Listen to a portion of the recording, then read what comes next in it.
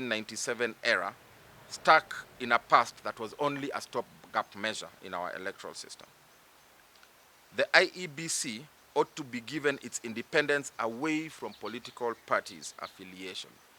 It is also proposed in the transitional clauses of the BBI Constitutional Amendment Bill that the current commissioners will be vetted to test their suitability. What perfidy! And that the persons that would vet them is a panel chosen by the parliamentary political parties. The Constitution already shows how to remove commissioners of the IEBC. To subject them to another process of vetting is to already presume them guilty and prejudicial.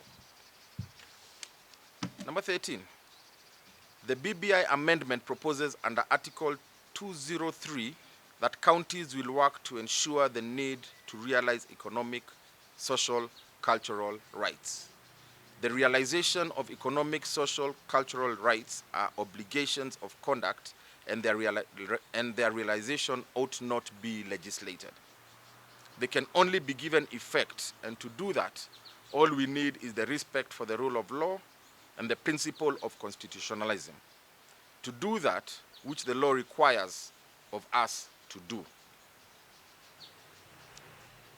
Wanatubebea ofala. The National Assembly exists. This is number 14. The National Assembly exists to do vertical allocation of resources between the national government and the county governments, whereas the Senate does horizontal allocation of resources amongst the counties. The BBI Constitutional Amendment Bill proposes to give the Senate the power to veto the county allocation of revenue bill. This takes away an important role of the National Assembly with regard to its role in the county allocation revenue bill, which is important. Since senators are an interesting party in the amounts that are sent to the county, they cannot be given a blank check on this allocation.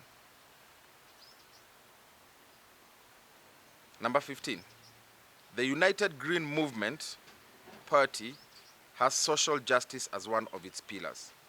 The BBI Constitutional Amendment Bill proposes to scrap the National Police Service Commission. They completely disregard the history of how we got here. They forget we had a police force where cronyism, nepotism was the order of the day. The amendment proposes to take us back there under the National Police Council, chaired by a cabinet minister. There needs to be several oversight levels in the police service for it to be efficient, both for the Kenyan people as well as to give a fair treatment to the police officers in promotion, transfers, and recruitments.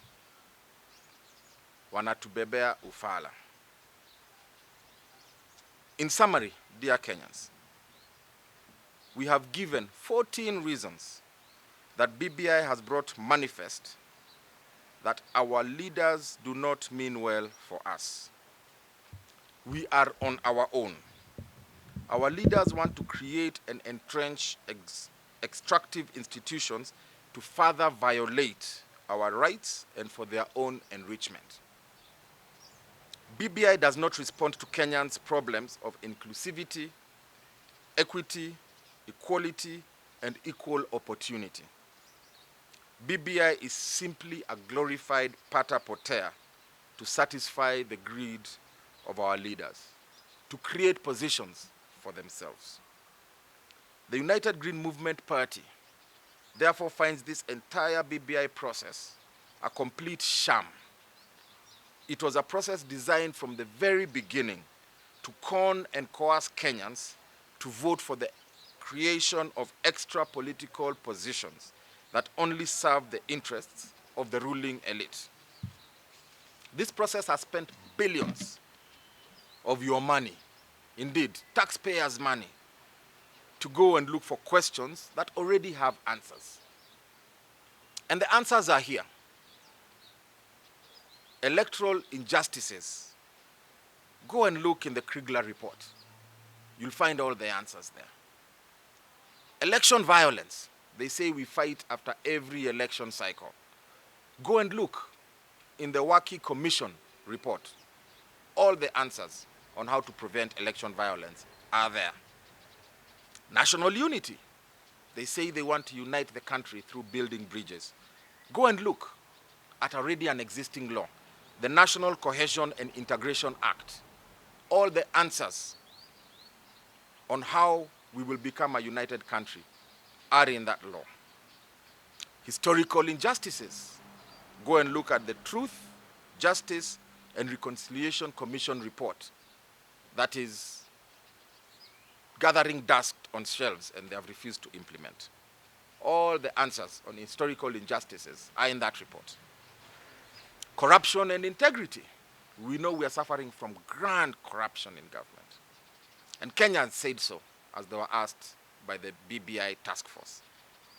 Chapter 6, the chapter on leadership and integrity in our Constitution of Kenya 2010 will answer all that we need to do to eradicate and reduce greatly corruption. Devolution, making devolution work, ensuring the counties are the catalyst of development in our country and sending more money to the counties. Go and look in the Constitution, Article 203 as we said, and in Chapter 11 of the Constitution of Kenya and the County Governments Act of 2012. All the answers on how to ensure devolution works are in those three laws. Youth agenda and employment. We have a big economic crisis in this country. Kenyans, especially the youth because they are the majority, want money in their pockets. They want businesses to be able to run so that they can get jobs. Go and look at Kofi Annan's Agenda 4 report, which said that the youth is a ticking time bomb in Kenya. And if you don't follow Article 55 of the Constitution, that tells us how to empower the youth, how to give the youth their rights of equal opportunity, then we are going nowhere, my friends. So to empower the youth and take care of the youth agenda, you don't need a National Youth Commission, as BBI says. Just implement Kofi Annan's Agenda 4 and Article 55 of the Constitution of Kenya. So these are the answers of the problems, or to the problems that Kenyans face, and not this sham BBI constitutional amendment that we saw. Our stand as the United Green Movement Party, therefore, is that BBI should be rejected in its entirety and full implementation of the above-named reports, as well as the Constitution of Kenya 2010, be embarked on immediately. If this is done, I can assure you, and we can assure you as a progressive political party, that majority of our problems will be solved, and we will have built bridges to a peaceful, united, and prosperous Kenya. We will have built a Kenya in which there is equal opportunity for all, equal distribution of wealth, and equal distribution of resources. We will realize the Kenyan dream that has been very evasive. Should our president and the former Prime Minister insist on taking BBI and the constitutional amendment bill to Kenyans in a referendum, the United Green Movement Party will provide leadership and, together with other like-minded Kenyans, organizations and institutions, team up to reject this constitutional amendment bill at the referendum. God bless United Green Movement. God bless Kenya. And as we say here at Green Action House, kumekucha. Thank you very much. And now we invite you to ask any questions that you may have.